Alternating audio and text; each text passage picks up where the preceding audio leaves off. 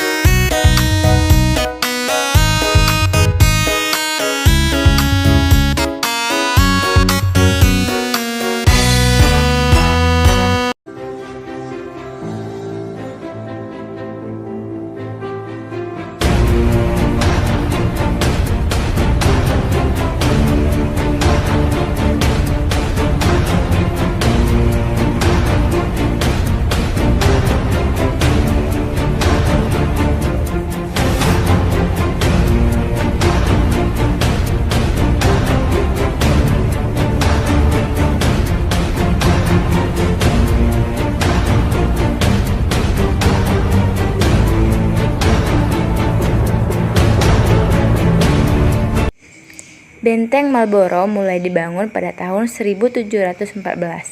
Nama Marlborough sendiri diambil dari nama jenderal Inggris yang terkenal, yaitu John Churchill, Duke of Marlborough, yang hidup di awal abad ke-17. Dalam proses pembangunannya, yang memakan waktu hingga 5 tahun. Latar belakang dibangunnya Benteng Marlborough yaitu untuk pertahanan Inggris. Pada abad ke-18, Benteng Marlborough ini mengalami perluasan, yaitu untuk gudang senjata dan penjara.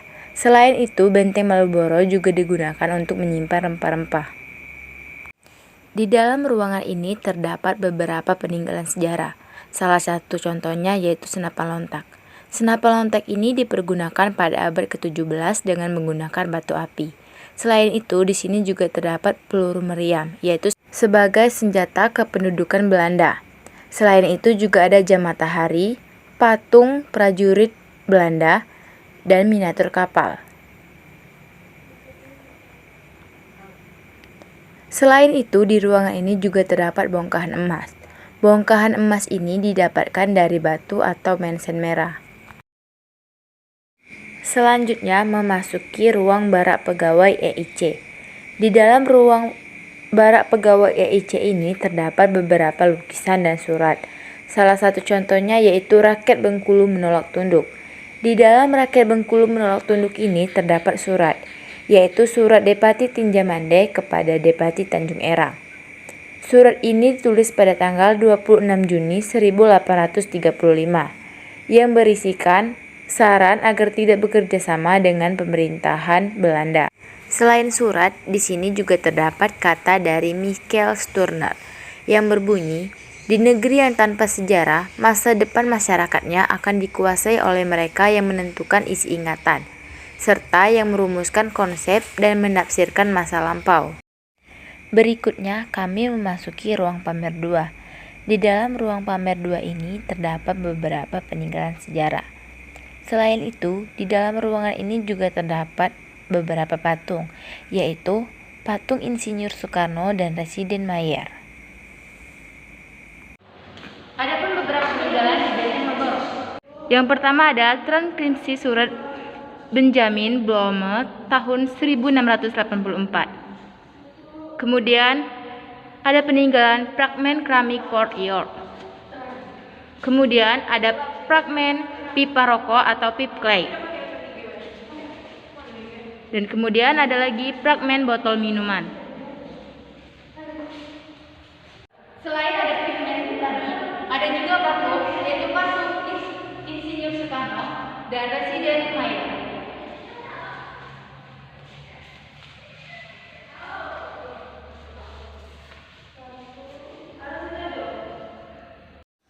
Insinyur Soekarno dan Residen Mayer yang sedang berdialog di Benteng Marlborough pada tahun 1940. Insinyur Soekarno diminta untuk merancang sebuah tugu oleh pemerintah Hindia Belanda untuk mengenang penyerangan Jerman terhadap Belanda. Namun, Insinyur Soekarno menolak secara halus dengan menyusun 3 buah batu yang ditumpuk sebagai rancangan tugu tersebut.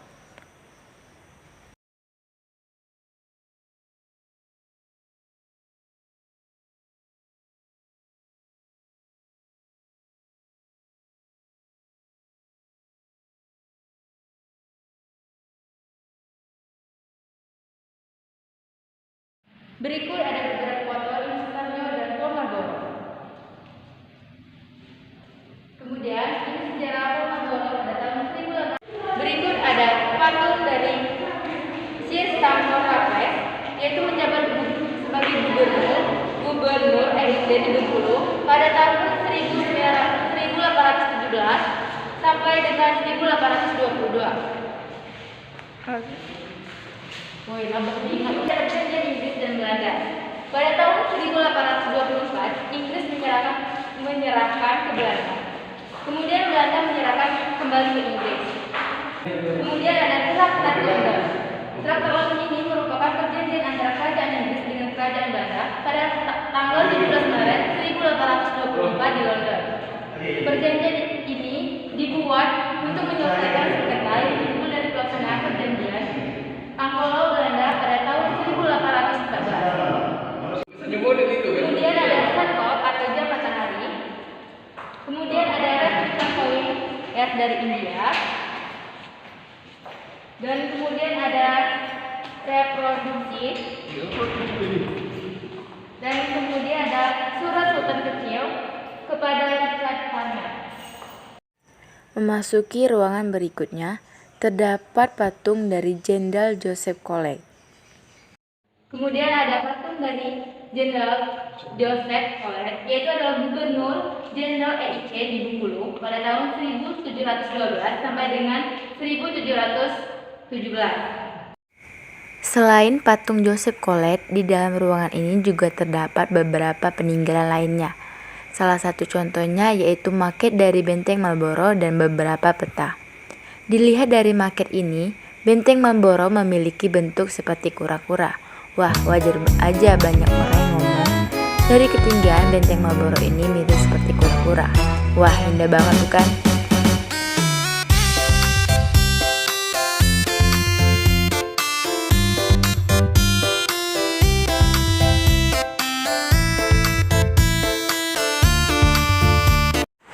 Letak Benteng Marlborough ini sangatlah strategis, yakni terletak di tepi pantai Tapak Padri dan membelakangi Samudra Hindia.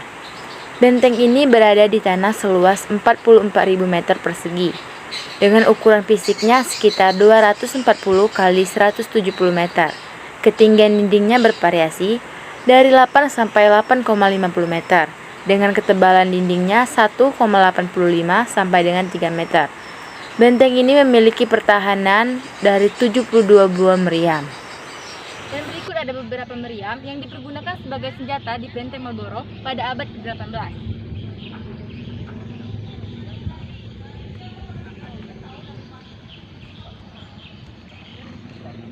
Di halaman lantai ini pernah berdiri bangunan. Di halaman ini pernah berdiri sebuah bangunan yang dulunya berfungsi sebagai gudang atau stok hasil perdagangan Inggris dengan penduduk lokal yang akan dikirim ke Eropa.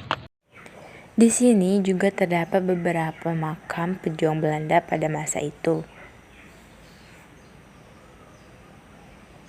Berikut ada peninggalan makam.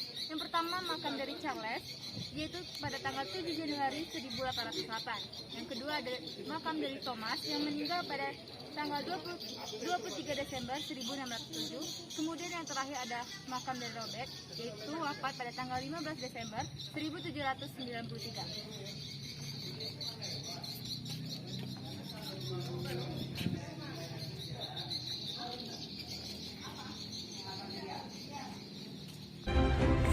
Wah, ternyata Benteng Marlborough ini adalah peninggalan yang sangat bersejarah. Jadi, buat kamu, warga lokal wajib banget melestarikan sejarah-sejarah pada zaman dahulu. Apalagi di Bengkulu ini terdapat beberapa bangunan sejarah lainnya, bukan cuma benteng, tapi juga banyak terdapat seperti rumah Insinyur Soekarno dan lain-lain. Jadi wajib banget buat kamu untuk berkunjung di Benteng Marlborough. Belah sana Bengkulu, kita budayakan budaya kita. Kalau bukan kita, siapa lagi? Jangan lupa beraya di Benteng Marlborough.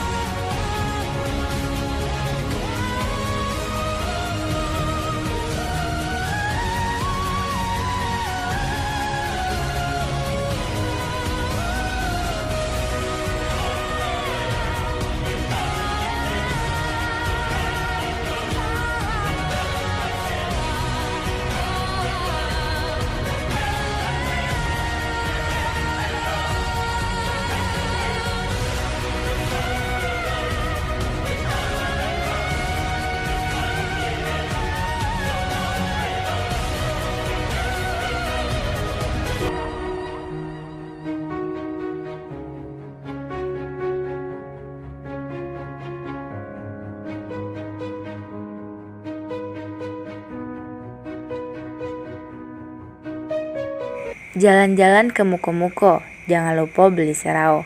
Melakito ke Benteng Malboro, jangan lupa bawa keluarga. Dah, thank you for watching guys. Jangan lupa untuk tetap lestarikan sejarah-sejarah yang ada di Indonesia.